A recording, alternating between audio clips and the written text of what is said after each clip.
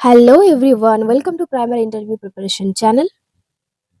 তো থাম্বনেলে তো আপনারা দেখতে পেয়েছেন যে ওবিসি সার্টিফিকেট নিয়ে কিন্তু বড় সিদ্ধান্ত। এছাড়াও যেই ইনফরমেশনটা এই ভিডিওতে আমি শেয়ার করব সেটা হচ্ছে পুলিশ রিভাইজড ভ্যাকেন্সি প্রকাশ পেয়েছে।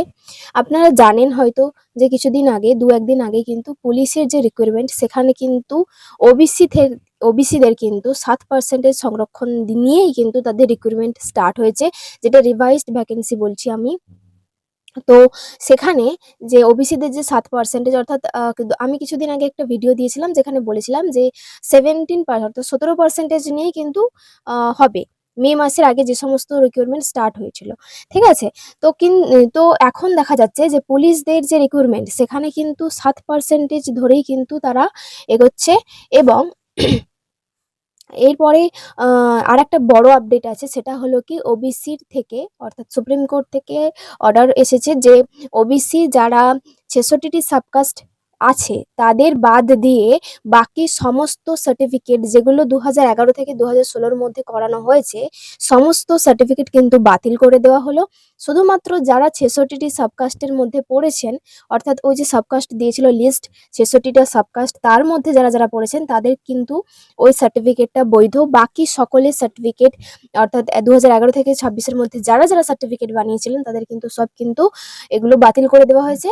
এবং আরেকটা ইনফরমেশন আছে, সেটা হচ্ছে যে যদি কেউ 2011 থেকে 2026-এর মধ্যে ওবিসি বা জেনারেল থেকে ইডাব্লিউএস সার্টিফিকেট বানিয়ে নিয়েছেন তাহলে হয়তো সেই সমস্ত সার্টিফিকেটগুলোকে রাখা হবে, বাদ বাকি সমস্ত সার্টিফিকেট কিন্তু বাতিল করে দেওয়া হয়েছে এবং পুনঃযাচাইকরণ কিন্তু প্রক্রিয়া স্টার্ট করা হয়েছে।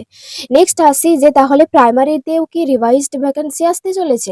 দেখুন, এই মুহূর্তে কিছু বলা যাচ্ছে না এখনো, যেহেতু শুধুমাত্র পুলিশ রিক্রুটমেন্ট বোর্ড মানে পুলিশ রিক্রুটমেন্ট বোর্ডই কিন্তু এটা কন্ডাক্ট করেছে, যেটা হচ্ছে 7% ওবিসি নিয়ে হবে। আর 10% যেটা 17 থেকে যেটা 10% আর 10% যেটা বাঁচছে সেটা কিন্তু জেনারেলদের, শুধুমাত্র জেনারেল কিন্তু বলবো না, জেনারেলদের মধ্যেও কিন্তু ওবিসি এসটি এসসি ঢুকে রয়েছে। তো সেই কারণে কিন্তু যারা কাস্ট ক্যাটাগরিতে রয়েছেন, কোনো একটা ক্যাটাগরির আন্ডারে রয়েছেন, তাদের কিন্তু একটা ভীষণ ভালো খবর যে তারা তাদের নিজের কাস্ট থেকেও পাচ্ছেন, অর্থাৎ যারা ওবিসি রয়েছেন তারা ওবিসি থেকেও তো 7% যেটা পাচ্ছেন। এছাড়াও তারা ওই জেনারেলদের যে 10%টা চলে গেল জেনারেলদের মধ্যে, সেখান থেকেও কিন্তু ওবিসি এসটি এসসি সবাই কিন্তু একটা পাওয়ার সুযোগ আছে, ঠিক আছে? তো জেনারেলদের যে খুব একটা সুবিধা হয়েছে এরকম কিন্তু ব্যাপার না, তার মধ্যেও কিন্তু এসটি এসসি ওবিসিও কিন্তু ঢুকে রয়েছে। তো এটা হলো একটা বড় আপডেট, যেটা হচ্ছে কালকে ওবিসি সার্টিফিকেট নিয়ে কিন্তু কালকে একটা ঘোষণা করা হয়েছে যে এটা সার্টিফিকেটগুলো বাতিল করে দেওয়া হয়েছে আর এবং 66টি সাবকাস্টের সার্টিফিকেটগুলো কিন্তু বৈধ হিসেবে ধরা রয়েছে। এবার অনেকেই বলবেন যে আমরা তো এনসিএল পাচ্ছি না। এনসিএল মানে হচ্ছে যারা ওবিসি আছেন তাদেরকে তো এনসিএল সার্টিফিকেট, নন ক্রিমিলিয়ার সার্টিফিকেটটা বানাতে হচ্ছে। তো অনেকে ভিডিও বা এসডিও থেকে সেটা পাচ্ছেন না কোনো কারণে।